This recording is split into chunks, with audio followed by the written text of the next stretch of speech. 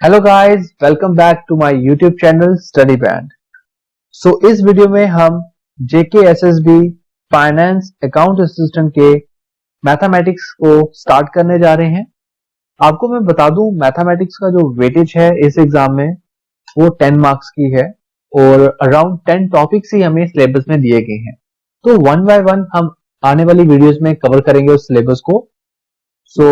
आज का लेक्चर मैं स्टार्ट कर रहा हूं with the very first topic, that is set theory. सबसे पहले हम जानेंगे सेट थ्योरी, इसके बेसिक कंसेप्ट्स के बारे में और इसकी एप्लीकेशंस के बारे में कि सेट थ्योरीज को हम कहां यूज करते हैं। ठीक है, तो स्टार्ट करते हैं। सबसे पहले आप ध्यान दीजिए, सेट थ्योरी होता क्या है, व्हाट इज सेट। सबसे पहले इसमें आप सेट को जानेंगे, व्हाट इज सेट। सेट क्या है? Collection of well defined objects. एक कलेक्शन है वेल डिफाइंड ऑब्जेक्ट्स की। चलिए इसको थोड़ा एग्जांपल से समझते हैं। Let's take an example. आप किसी शॉप पे जाते हैं, फॉर एग्जांपल आप शॉप ए में जाते हैं और वहां से आप उससे खरीदते हैं ज्योमेट्री बॉक्स। इसको याद रखेंगे, एक ज्योमेट्री बॉक्स उससे लेके आते हैं। तो ज्योमेट्री बॉक्स में आपको पता है क्या मिलेगा, आपको उसके अंदर स्केल मिलेगा, कंपास मिलेगी, ठीक है, प्रोटेक्टर मिलेगा, ये सब आपको ज्योमेट्री बॉक्स में मिलेगा। तो ये आपको पता है कि अगर आप किसी शॉप बी में जाके भी क्या लेते हैं, एक ज्योमेट्री बॉक्स परचेज करते हैं, तो उसके अंदर भी आपको क्या क्या मिलेगा, अभी आपको बताया, स्केल मिलेगा, प्रोटेक्टर में होता है। तो एक प्री डिफाइंड, हमें ऑलरेडी पता है कि उस ज्योमेट्री बॉक्स में क्या क्या सामान होता है। तो गाइस आपको ये समझना है, जो ज्योमेट्री बॉक्स है इट इज अ सेट, ये एक सेट की तरह काम कर रहा है। और इसके अंदर जो हमें मिलता है, जैसे स्केल बोला मैंने, है ना, स्केल मिलेगा। तो ये सब चीजें क्या है, सेट्स की एलिमेंट्स है, उस सेट्स में होने वाले एलिमेंट्स है। सो गाइज आपको ये एग्जांपल समझ आ गई होगी। चलिए अब मैं आगे बढ़ता हूं। सो गाइज आपने एक चीज माइंड में रखनी है, जब भी हम सेट्स लिखेंगे तो सेट्स को हम यूजुअली इंग्लिश कैपिटल लेटर से रिप्रेजेंट करते हैं। आई होप आपको क्लियर होगा कैसे करते हैं। एक सेट लेते हैं, सेट जैसे ए ले लिया, कैपिटल ए से रिप्रेजेंट करेंगे। ये सेट किसका है, ये रिप्रेजेंट कर रहा है सेट ऑफ वॉवल्स। किसका? सेट ऑफ वॉवल्स का। तो हमें पता है कि वॉवल्स क्या होते हैं। तो जो वॉवल्स होते हैं हम उसे सेट के अंदर लिखते हैं, इस कर्ली ब्रैकेट के अंदर लिखते हैं, और हम उसे स्मॉल लेटर में रिप्रेजेंट कर सकते हैं। फॉर एग्जाम्पल वॉवल्स क्या होते हैं, ए, ई, आई, ओ, यू।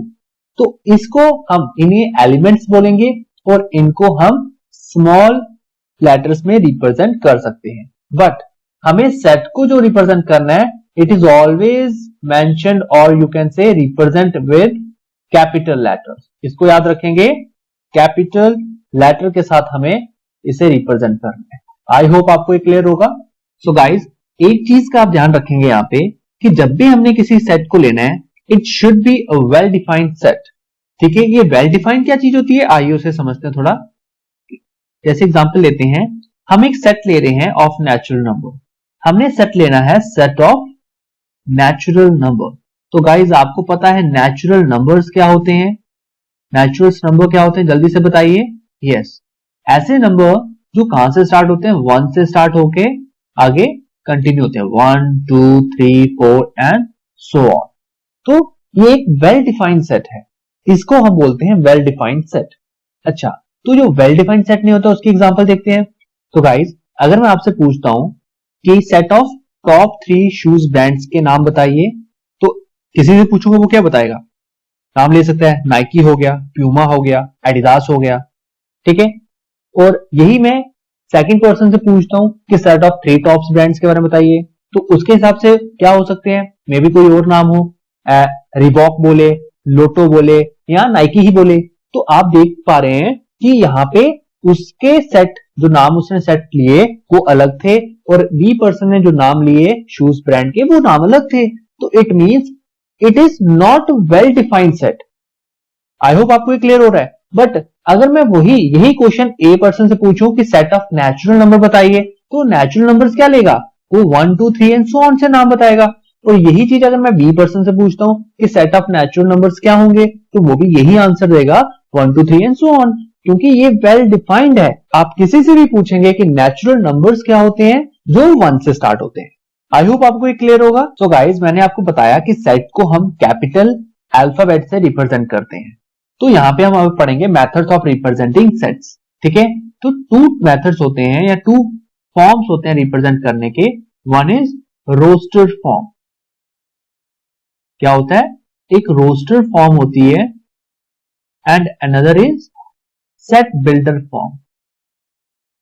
सेट बिल्डर फॉर्म, इसको अभी हम वन बाय वन समझेंगे कि ये क्या होती है। तो गाइस, सेट बिल्डर फॉर्म को समझते हैं। जैसे मैं एक सेट ले रहा हूं कि एक सेट है A, it is a set of even number less than 10। ठीक है, ये मैंने आपको वो एक सेट बता दिया कि ए सेट क्या है, एक सेट है। नाउ इसको मैं रिप्रेजेंट कैसे करूंगा वो देखिए। मैं इसको रिप्रेजेंट करूंगा x such that x is a even number less than 10। ये मैंने इसको सेट को रिप्रेजेंट कर। आई होप आपको ये क्लियर हो गया होगा। अभी मैं इसी को अगर रोस्टर फॉर्म में लिखूं तो मैं कैसे लिखूंगा उसको देखते हैं। इसको मैं यहां पे कर्ली ब्रैकेट में शो करूंगा और नंबर में कॉमा डाल के लिखूंगा। जैसे एलिमेंट्स के बीच में कॉमा डाल के लिखूंगा। जैसे इवन नंबर का सेट क्या होगा, 2 से स्टार्ट होगा, 2 4 6 8। This is a set of even number less than 10। तो आप देख रहे हैं मैं सेम चीज को दो डिफरेंट फॉर्म में रिप्रेजेंट कर पा रहा हूं। जैसे मैंने बोला था एक सेट है लेस देन, इवन नंबर का सेट है लेस देन 10, उसको मैंने सेट बिल्डर फॉर्म में कैसे रिप्रेजेंट किया, इस तरह से रिप्रेजेंट किया। और रोस्टर फॉर्म में कैसे रिप्रेजेंट किया, इस तरह से रिप्रेजेंट किया। This is the method of representing sets. I hope आपको ये बेसिक सी चीज क्लियर होगी। नाउ एक चीज आप ध्यान रखेंगे कि रोस्टर फॉर्म में हम एलिमेंट्स को रिपीट नहीं करेंगे। ठीक है, जैसे मैं आपको बताता हूं, एक एग्जांपल देता हूं कि आपने स्कूल को रिप्रेजेंट करना है। तो स्कूल की स्पेलिंग क्या है, SCHOOL। जब मैं इसे रोस्टर फॉर्म में रिप्रेजेंट कर रहा हूं तो मैं कैसे करूंगा, एक सेट है SHCOL। तो आप देख रहे हैं मैंने O को 1 टाइम ही लिखा है क्योंकि यहां पे स्कूल में O 2 टाइम्स है, बट जब मैं इसको रोस्टर फॉर्म में रिप्रेजेंट कर रहा हूं तो मैं उस एलिमेंट्स को 1 टाइम ही लिखूंगा। इस चीज को आपने ध्यान रखना है। नाउ अगर मैं एक और एग्जांपल देता हूं सेट बिल्डर के लिए। तो गाइज, अगर आपको एक ऐसा क्वेश्चन आ जाए जिसमें आपको एक सेट बिल्डर फॉर्म दी गई हो और उससे बोला जाए कि आप उसे रोस्टर फॉर्म में कन्वर्ट करके लिखें, तो आप कैसे लिखेंगे? बहुत सिंपल है। जैसे आपने ये एग्जांपल देख पा रहे हैं, ये मैंने एक एग्जांपल ली थी जिसमें मैंने क्या लिखा था, ए सेट क्या है, x is a even number less than 10। तो ये इवन नंबर का सेट है जो लेस देन 10 है। तो इसको मैंने रोस्टर फॉर्म में लिखा। यहां पे आप देखें 2 4 6 8। तो ये क्या है, एक सेट बिल्डर फॉर्म की मैंने कन्वर्ट करके लिखा है रोस्टर फॉर्म में। नाउ कि आप रोस्टर फॉर्म को सेट बिल्डर फॉर्म में रिप्रेजेंट करके लिखें, तो आप कैसे लिखेंगे? तो एक एग्जांपल लेते हैं फिर उसे ट्राई करते हैं। Let's take an example. एक बी सेट है, किसका है, AEIOU। ये एक सेट है, आपने इसको सेट बिल्डर फॉर्म में रिप्रेजेंट करना है। तो कैसे करेंगे? यस, ट्राई करिए मेरे साथ। X such that X is a set of vowels, right? तो यहां से आपको पता चल गया कि रोस्टर फॉर्म को हम कैसे सेट बिल्डर फॉर्म में रिप्रेजेंट कर सकते हैं। ये बहुत बेसिक सा था। आई होप आपको ये सब क्लियर हो गया होगा। अब मूव करते हैं नेक्स्ट पार्ट पे। सो गाइज, अभी तक हमने क्या क्लियर कर लिया है, representations of sets. So guys, अब हम आगे स्टार्ट करेंगे डिफरेंट टाइप्स ऑफ सेट्स। ठीक है, डिफरेंट टाइप्स ऑफ सेट्स को आप पढ़ेंगे। कितने टाइप्स के सेट्स होते हैं सबको हम ध्यान से समझेंगे। तो आइए पहले सेट से स्टार्ट करते हैं। पहला सेट हम लेते हैं null set. Null set, null set आपको जैसे वर्ड से समझ आ रहा होगा। नल का मतलब क्या होता है, नल, वॉइड, ये वर्ड्स आपने सुने होंगे। एम्प्टी सेट भी बोलते हैं इसको। सो गाइस, नल सेट क्या है, एक ऐसा सेट है जिसमें कोई भी एलिमेंट्स आपको नहीं मिलेगा। ठीक है, a set which has no element, that is called empty set, null set.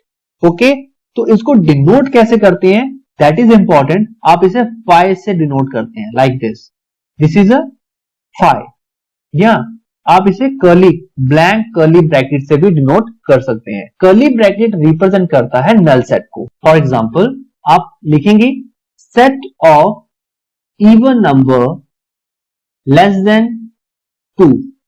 तो आपने एक सेट को रिप्रेजेंट करना है दैट इज लेस देन 2। तो आपको पता है कि इवन नंबर स्टार्ट कहां से होते हैं, 2 से स्टार्ट होते हैं, और आपको लेस देन 2 बोला गया तो आपको पता है कि लेस देन 2 कोई इवन नंबर होता ही नहीं है।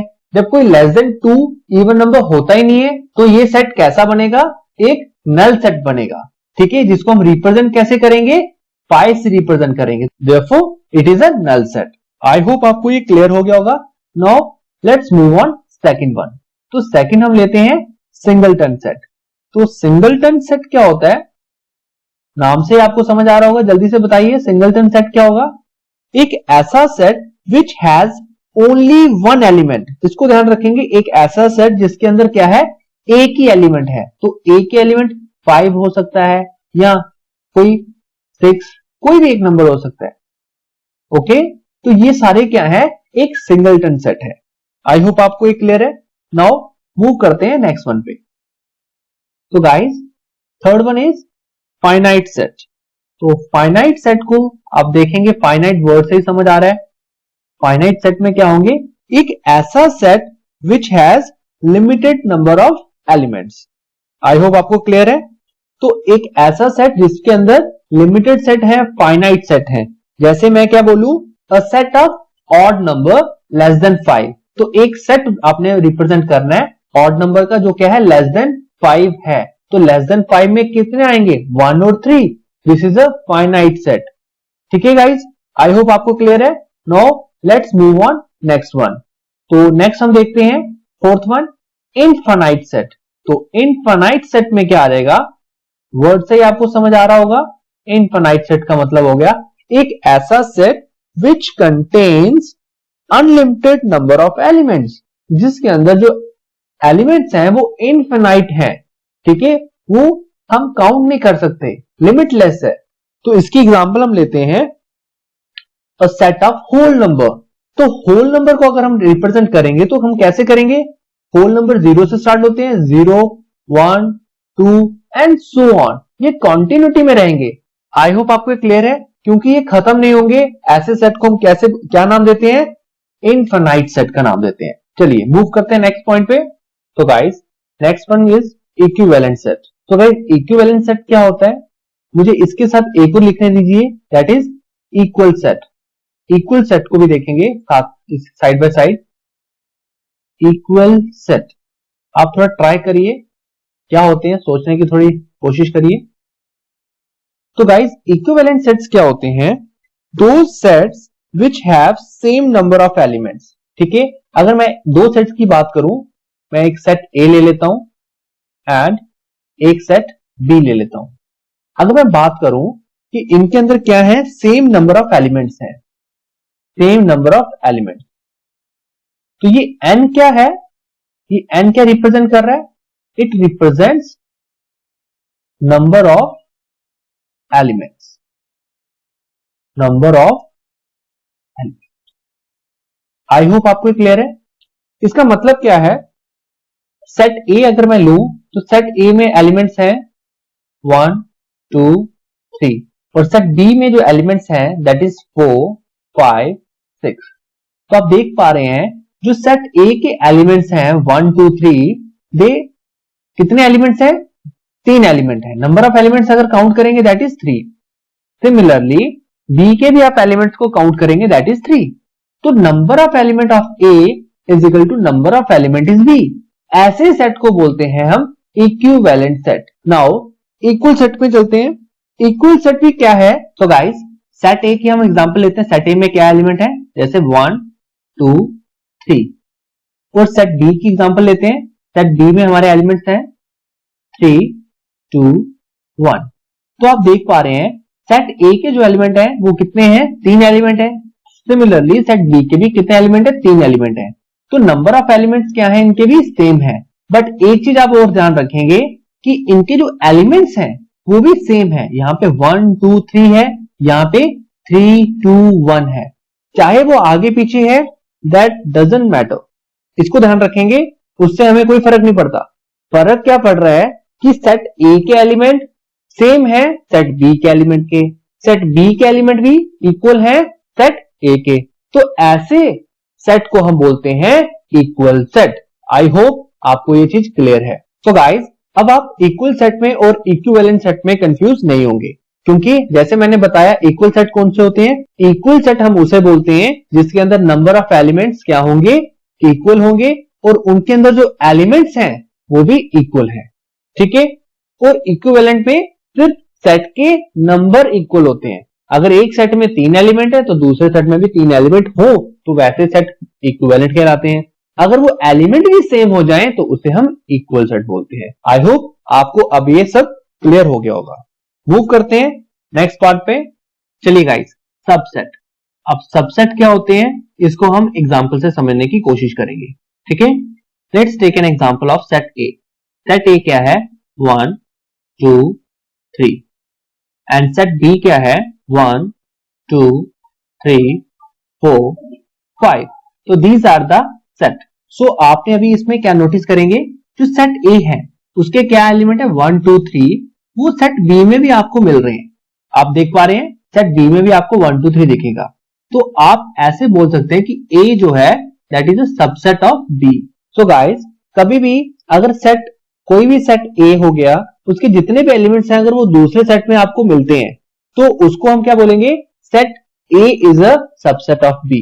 If each element of set A is also an element of set B, then set A is a subset of B. I hope आपको ये क्लियर हो गया होगा कि जब हर एक एलिमेंट सेट के B में भी आपको मिलते हैं तो सेट A B का सबसेट कहलाता है। तो guys next one is power set. अब हम पावर सेट के बारे में जानेंगे। पावर सेट क्या होता है, ट्राई करिए। तो गाइस पावर सेट क्या है, ये एक कलेक्शन है of all subset of set ए। अगर हम बात करें एक सेट ए ले लेते हैं हम, जैसे हम सेट ले लिया 1 2, ये एक सेट है, तो हमारा पावर सेट क्या होगा, कलेक्शन होगी all the subset of set ए। तो सेट ए के, ये सेट ए की हमारे कितने सबसेट बन सकते हैं उसकी कलेक्शन को हम पावर सेट बोलते हैं। इन शॉर्ट आप इसको ऐसे समझिए। चलिए गाइस अभी हम सेट ए के पावर सेट लिखते हैं। तो पावर सेट को हम ऐसे रिप्रेजेंट कर सकते हैं। नाउ कर्ली ब्रैकेट स्टार्ट करेंगे। तो गाइस एक चीज याद रखेंगे, हर एक सेट का सबसेट क्या होगा, 5 उसका सबसेट होता है। 5 is a subset of every set, इसको याद रखेंगे, 5 हो जाएगा। और इंडिविजुअली आप देखेंगे 1 इसका सबसेट होगा, और क्या हो सकता है 2 इसका सबसेट होगा, यस, और क्या हो सकता है, यस ट्राई करिए, 1 2 इसका सबसेट होगा। और अगर आप 2 1 बोलेंगे that is also same thing. मैंने आपको स्टार्टिंग में ही बताया था रोस्टेड फॉर्म में बताया था कि कभी भी हम एलिमेंट्स को रिपीट नहीं करते, ठीक है। और अगर उसकी शफलिंग करके लिखते हो that is also the same thing. ये आप चीज ध्यान में रखेंगे। अब आपने देखा कि एक सेट ए हमने लिया, उसके हमने कितने पावर सेट बनाए, 1, काउंट करें 1 2 3 4 बनाए। तो आप इसे एक फॉर्मूले से भी डिराइव कर सकते हैं। कैसे, अगर हमने नंबर ऑफ पावर सेट बताने थे कि पावर सेट कितने हैं, तो हम क्या करेंगे 2 रेज़ टू पावर n करेंगे। 2 रेज़ टू पावर n क्या करेंगे, यहां पे जो n है that is the number of element of set A. So n denotes number of elements of set ए। तो ये सेट ए में कितने एलिमेंट है उसको ये डिनोट करता है। तो चलिए इसको हम सॉल्व करते हैं। अगर हम इसे ऐसे भी सॉल्व करेंगे तो कैसे आंसर आता हमारा, तो पावर सेट निकालना है सेट ए का, तो 2 रेज़ टू पावर n की वैल्यू देखिए, यहां से हम चेक करेंगे सेट ए में कितने एलिमेंट्स हैं, 1 2। तो हमें पता चल गया कि सेट ए के अंदर 2 एलिमेंट हैं, तो 2 की पावर 2 आ जाएगी, दैट इज 4। तो यहां से आप बता सकते हैं कि सेट ए के कितने पावर सेट बनेंगे, 4 पावर सेट बनेंगे। आई होप आपको ये सब क्लियर हो गया होगा। So guys that's all for today. So guys आज अपनी वीडियो को यहीं तक रखते हैं। आज हमने क्या सीखा, हमने बेसिक कंसेप्ट्स के बारे में सीखा, हमने बेसिक कंसेप्ट्स के बारे में सीखा सेट थ्योरी की, ठीक है। सेट थ्योरी के हमने सारे के सारे बेसिक कंसेप्ट्स को सीखा। अब इसकी जो एप्लीकेशन है वो हम इसके पार्ट 2 में देखेंगे। उसके अंदर हम कुछ क्वेश्चंस के ऊपर की प्रैक्टिस करेंगे, सो दैट आपने जो अभी तक इस वीडियो में और नेक्स्ट वीडियो में जो सीखा होगा उस पर आप कमांड बना सके। आई होप आपको ये सब क्लियर हो गया होगा। इन केस अभी भी किसी बच्चे को किसी भी पार्ट में कोई डाउट है, कोई चीज नहीं समझ आई है, तो वो मुझसे कमेंट बॉक्स में पूछ सकता है। और गाइज, आप हमारा टेलीग्राम ग्रुप को भी ज्वाइन कर सकते हैं, हमारे फेसबुक ग्रुप को भी आप ज्वाइन कर सकते हैं, ताकि आपको रेगुलर अपडेट्स मिलते रहे। So if you like my video, please like it, share it, and अगर आप चैनल पे न्यू हैं तो चैनल को सब्सक्राइब कर लीजिए, सो दैट हमें एक मोटिवेशन मिले, हम इसी तरह काम करते रहे। Thank you, bye bye.